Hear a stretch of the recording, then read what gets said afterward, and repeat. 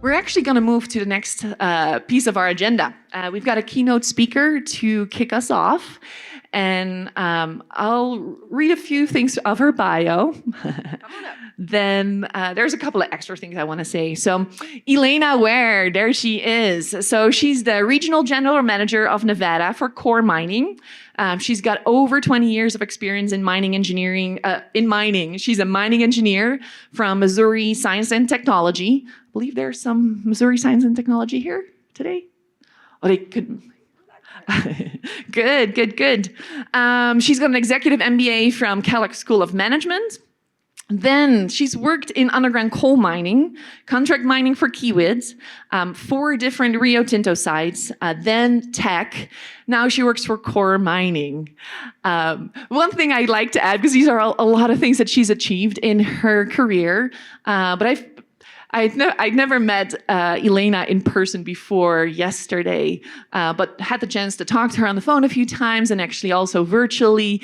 And I know her reputation precedes her, but it's all true. She is an amazingly warm person, and I think we can learn a lot from her as a leader as well. So please, everybody, give an applause for Elaina.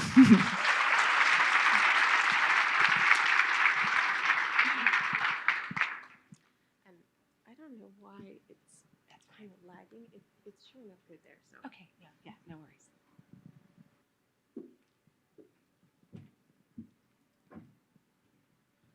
Thank you so much, Anita. I am truly honored to be here today and have this opportunity to kick things off at this conference and to be here in person, as well as connecting with everybody that has joined virtually.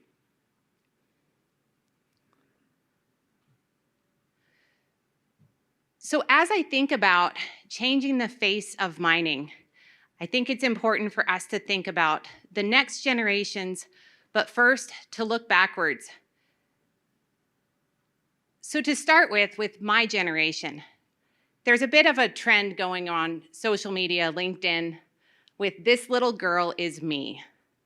So this little girl in the photo is me.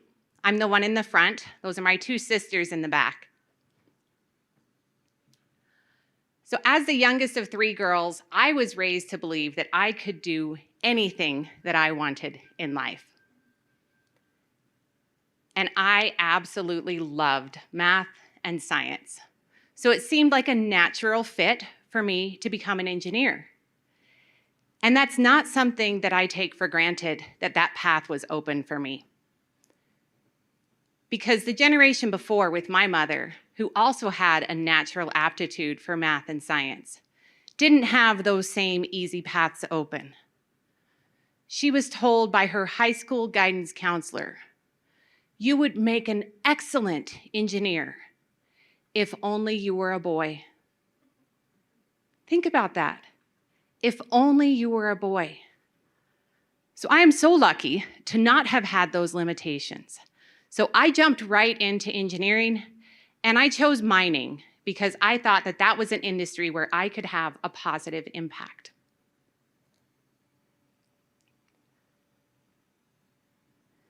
So as I was getting ready to start my career, I got some wisdom and some advice from somebody who was nearing the end of his life. And that's my grandfather, Grandpa Mac. I was 17 years old, and I can clearly remember sitting on the floor cross-legged, looking up at him as he sat in his recliner. And he looked down at me, and he said, "Smiley," that's what he called me. He said, "Smiley, learn from my mistakes. I moved around too much, and I never had the full impact that I could have. Choose one thing and stick with it." I didn't appreciate how important those words would be until I started my first job in mining. Immediately, I hit roadblocks. As a woman in the industry, I was faced with a predominant hyper-masculine, aggressive culture. I was subjected to blatant sexual harassment. There was embedded gender bias and discrimination,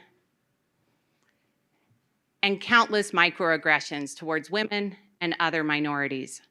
And I wasn't alone in that. That was the industry 25 years ago. To say that I wasn't welcomed into the industry is to put it mildly. In fact, I felt that I was being pushed out. But that advice that I'd been given to stick with it, I was committed to delivering on. So I stuck with it. And I am tremendously glad that I did. So while we've made great strides and improvements with some of those challenges that I and so many other women faced decades ago, we have new challenges today. We are facing things that we would not have predicted. This chart here talks about the Great Resignation. So why we have people leaving, changing jobs at an unprecedented rate, looking for different benefits, different culture. We're faced with the she-cession. More women are leaving the workforce than ever before. On this graph on the far right-hand side, you see that drop down. Women's representation in the workforce has dropped to levels that we haven't seen since the late 1980s. And a lot of that is because women are 3 times as likely to sacrifice their career for their family.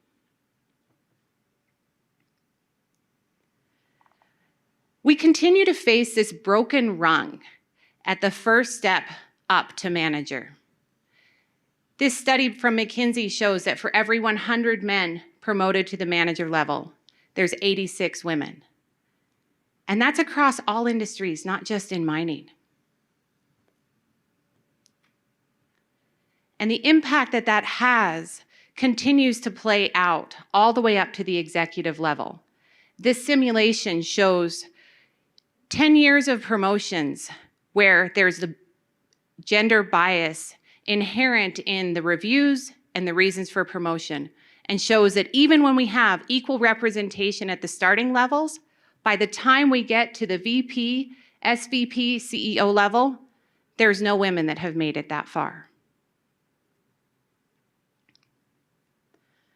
When we talk about promotions, we see that equally capable people have a vastly different path to promotion based on gender. So while it may take a man to get a promotion 4 years, it will take that equally capable woman 8.5 years to get to that same level. And then in the mining industry itself, we are seeing an inability to attract talent from other sectors, and we are losing talent to other sectors at the same time. So there's a double whammy there that's impacting us right now.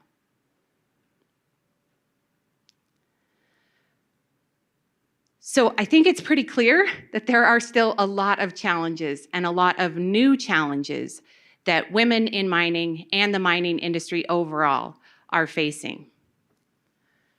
So I'm not standing up here to say that this is an insurmountable challenge. Quite the opposite.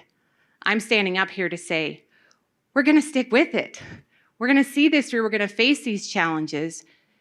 And there's some ideas that I've got about what has helped me along the way. And I think those same things now are what we need to continue.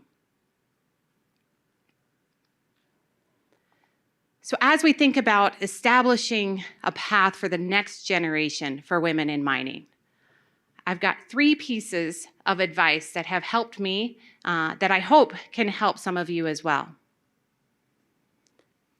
To be bold, push back, and dig deeper. So being bold is about building confidence and quieting your fears. This doesn't mean ignoring your fears entirely. There's an aspect of healthy fear that's great, but don't let that take over. Tackle challenges with creativity. Think differently about how to solve issues. And be true to who you are. This isn't about us fitting in. That is the opposite of diversity and certainly isn't advancing inclusion. So be true to who you are. And push back.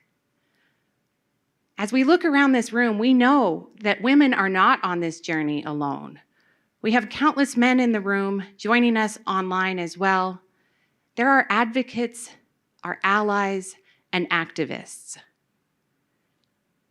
And as women, we need to help them help us by asking for what we need, being open about that, not shying away. And perhaps most importantly, taking care of ourselves along this journey. Burnout is certainly an issue that we all have likely struggled with or will struggle with. We've got to take care of ourselves, be mindful about how much we're taking on at home as well as at work.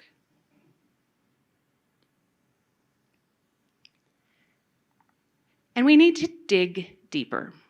So we're in mining. I got to have a little bit of a pun there. But we do need to dig deeper. We need to think about how we can listen, really listen. Listen to each other, listen to our colleagues and our family, and listen to ourselves. Take that time to truly listen to yourself and encourage collaboration, not competition. I think we've got plenty of competition in our industry already. Let's figure out ways that we can work as a team across locations, across companies, to better our industry and to support each other where we can all achieve more.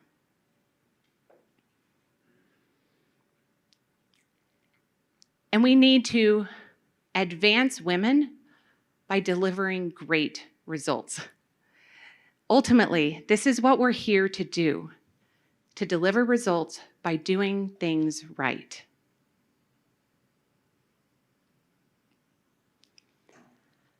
So throughout the rest of the conference, think about these 3 items. Think about how it applies to you or what you can take back and take action on. And the reason why I'm encouraging everybody to do that isn't actually for the benefit of anybody in this room. It's not about us. Change is happening, but it's happening relatively slowly. And the reason why we need to continue to push forward and to stick with it is for the next generation, to make it a better place for them. So as I think about my why, these are some of my whys. As the mother of 4 children and lots of kids important in my life, these are some of their faces. So I encourage you all just to pause for a moment and replace those images in your mind with the kids that are important in your life. And think about why it matters what we do to make sure that they truly can do anything that they want. Thank you so much for the opportunity to kick things off today. I want to put one more maybe ask out there, which is to take advantage of the fact that we are able to be here together now. Connect with each other. This is one of those first steps towards that collaboration. So connect with each other during the conference, connect with each other online as well. Here's my contact information. You can connect with me, please do, and support each other on this really important journey. I'll close with one final thought. So 25 years ago, I was hopeful that mining was the right choice for me. And standing here today, I am certain that in mining, we can use our strengths to make a positive impact. Thank you.